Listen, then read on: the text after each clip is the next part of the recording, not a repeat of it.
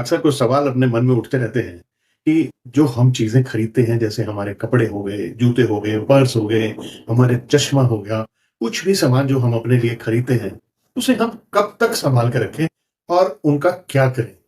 इस बारे में सोशल मीडिया पर और वैसे भी बहुत अधिक वहम चल रहे हैं, जिस कारण से लोग अपनी चीज़ें ना तो किसी को दे पाते हैं और ना ही सँभाल पाते हैं। अब समस्या ये हो जाती है कि इनका क्या किया जाए? देखिए, कपड़ों पर मैं एक वीडियो पहले भी आपको दे चुका हूँ और आप लोगों ने उसे बहुत पसंद किया है। ऐसे ही मैंने आपके फुटवियर्स पे भी एक वीडियो बनाई थी, जिसे भी आप लोगों ने बहुत पसंद किया था और मुझे बहुत सारे उसमें कमेंट्स भी आए थे। आज मैं कोशिश करूँगा कि उन कमेंट्स का भी किसी तरीके से अपने इस वीडियो में आपको जवाब भी दे दूँ। आज स्पेशली जो मैं आपके सामने समस्या लाना चाह रहा हूँ, वो है आपके पुराने जूते, आपके पर्स और चश्मे। इनका क्या करें? कि बहुत विद्वानों ने बहुत कुछ कहा हुआ है इस बारे में और वो इतना कह दिया है लोगों ने कि सबको अगर मिला दिया जाए तो ये सारी चीजें तो बस किसी को देनी ही नहीं चाहिए, बस घर में इकट्ठे करते रहो और एक गोदाम बना के रख दो घर को, क्योंकि नई चीजें तो लानी ही पड़ेंगी।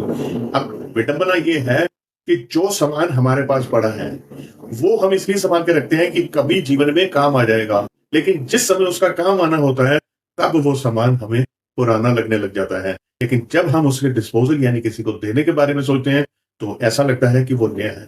और इसी तृष्णा के अंदर हम चीजें इकट्ठी करी जाते हैं और जो पुरानी चीजें हैं जिन्हें हम यूज नहीं कर रहे हैं वो पाइल अप होती रहती हैं घर में, इधर उधर बिखरी रहती हैं या कहीं संभली भी पड़ी रहे। तो एक बात तो मान के चलिए कि इससे हम अपने राहु को खराब कर रहे हैं, फिर चाहे कोई भी उपाय कर लें। ये चीजें जब तक नई पुरानी नहीं होती रहेंगी, लेकिन जो चीज आपके इस्तेमाल की नहीं है उसे रखने के पीछे मुझे कोई लॉजिक समझ में आता नहीं है। आज जो चीज आपके काम की नहीं है, हो सकता है कि किसी दूसरे की वो जरूरत हो। इसलिए सबसे पहली बात तो यह है कि अपनी चीजें जरूर देनी चाहिए दूसरों को, ताकि नई आए। एक नियम बना लीजिए कि जो भी आपके जूते चप्पल सैंडल हैं, जब भी आप लेकर आते हैं, मान लिया आपके पास 10 सैंडल हैं, महिलाएं तो 10 सैंडल आम रख ही लेती हैं, तो जो सैंडल आपके पास में हैं वो गिनती उतनी ही रखिए, आप उन्हें बढ़ाइए नहीं। जब भी कोई नया सैंडल आप खरीद के लेकर आती हैं, बेहतर है कि एक उसमें से किसी को दे दें, किसी जरूरतमंद को दे दें। अब इसके पीछे छोटे-छोटे 1-2 नियम हैं, सावधानियाँ हैं, बाकी कोई ऐसी बहुत बड़े वहम करेंगे अगर आप, तो जीवन में चलना बहुत मुश्किल हो जाएगा।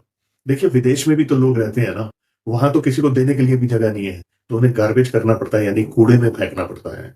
तो मैं तो आपको कूड़े में फेंकने के लिए कह भी नहीं रहा हूँ, क्योंकि हमारे देश में बहुत लोगों को बहुत चीज़ों की ज़रूरत भी है, लेकिन देना उसे चाहिए जहाँ आपको विश्वास हो कि वो इसे यूज़ कर लेगा।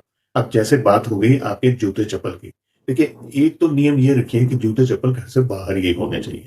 अब उसमें भी एक बात ये आती है कि आपकी घर की एंट्रेंस के बाहर कोई जूता-चप्पल, कोई सैंडल नहीं पड़ा होना चाहिए। उसका एक सबसे बड़ा नुकसान ये होता है कि जब हम ये मानते हैं कि हमारे मेन गेट से माँ लक्ष्मी का प्रवेश भी होता है, तो हमें मेन गेट अपना यानी जो मेन एंट्रेंस है, वो तो स्वच्छ रखनी ही चाहिए। तो जितने भी जूते-चप्पल हैं, वो लेफ्ट साइड पे या किसी और स्थान पर आप उतार कर घर में अंदर आएँ तो अधिक उत्तम होगा। घर में कोई काम करने वाली महिला या कोई और लोग आते हैं या वैसे ही आपसे कोई मिलने आता है, तो कोशिश करें वो अपने फुटवियर्स जब उतारें तो उन्हें आप बता दें कि थोड़ा साइड पर उतार दें। अब ये तो रही कि जूते-चप्पल की। अगर आप अपने घर में नंगे पाँव नहीं चल सकते हैं, तो कोई दूसरा जोड़ा रख लीजिए घर में पहनने के लिए। चलिए, आप अपने जूते-चप्पल लेकर घर में आना चाहते हैं, आपको ऐसा लगता है कि यहाँ से बहुत लोग गुज़रते हैं, कोई चोरी हो जाएँगी, तो पायदान ज़रूर होना चाहिए और घर में आकर थोड़ा-सा तो आपको अपने कम्फ़र्ट ज़ोन से बाहर आना ही पड़ेगा। उन्हें साफ़ करके सँभाल के रखिए, एक के ऊपर एक ना रखें, इधर-उधर बिखरा के ना रखें और हाँ, अपने बेड के नीचे कभी भी जूते नहीं रखने चाहिए। देखिए, ये सारी चीज़ें हेल्थ के लिए भी बुरी है। आप वहम ना ही करते, आप नए ज़माने के हैं, आप इन बातों को नहीं मानते हैं। ना आप शनि को मानते हैं, ना राहु को मानते हैं, पर आप अपनी हेल्थ को तो मानते हैं ना।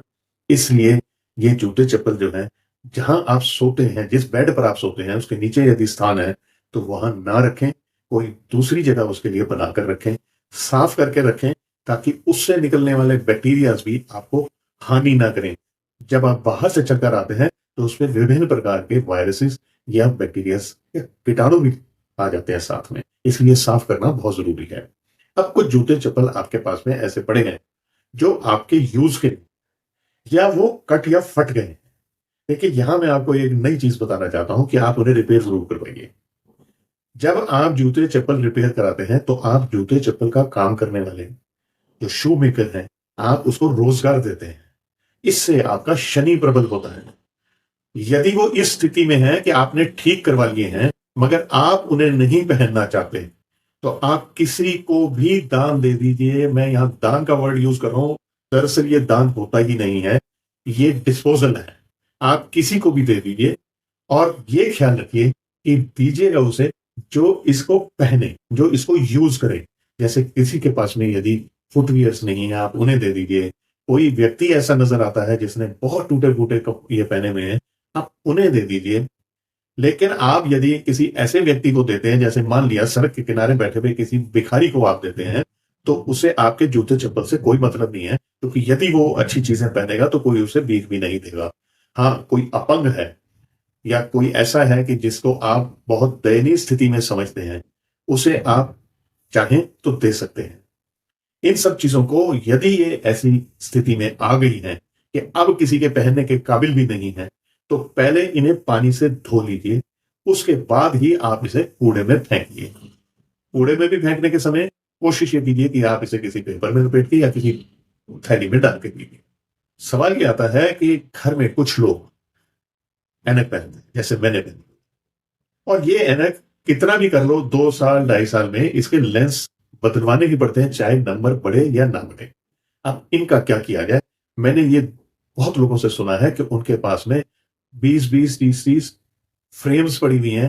अब वो महंगी खरीदी हुई है, ना तो वो पहनने का मन करता है उन्हें, और जब भी वो नई अगर ऐनक बनवाने जाते हैं तो नई फ्रेम ले लेते हैं। अब ये पुरानी उनके यहाँ पर ड्रॉर भरे पड़े हैं। देखिए, इन ऐनकों का सबसे अच्छा उपयोग ये है कि आप किसी वृद्ध आश्रम में इन्हें दे आए, वो इसमें अपने लेंस डलवा लेंगे। अच्छा हो कि आप किसी को लेंस डलवा के किसी को आप रोशनी दे रहे हैं, इससे आपका शनि भी प्रबल होता है। और कभी भी आप घर में कोई अनयूज्ड चीजें रखते हैं, चाहे वो आपके पर्स हो, चाहे वो आपकी ऐनक हो, चाहे आपके शूज ही हो, यानी फुटवियर्स ही हो, आप शनि और राहु दोनों बुरे, शनि और बुरा राहु इसका मेल कर रहे हैं, और ये दोनों के जो संयोग होता है ये बहुत बुरा होता है, कष्टकारी होता है। इसलिए यदि आपने लंबी देर तक संभाल के इन चीजों को रखना है, कि कभी हमने मैचिंग, लेडीज के साथ ऐसा बहुत बारी होता है कि कुछ मैचिंग होती है चीजें, जिस कारण से उन्हें वो सैंडल्स या फुटवियर संभाल के रखने होते हैं। तो इतना जरूर कीजिए कि 10-15 दिन में एक बारी आपने, साफ तो आपने करते ही रहना है रेगुलरली, लेकिन एक बारी आप उन्हें थोड़ी देर के लिए पहन के घर में घूम भी लीजिए।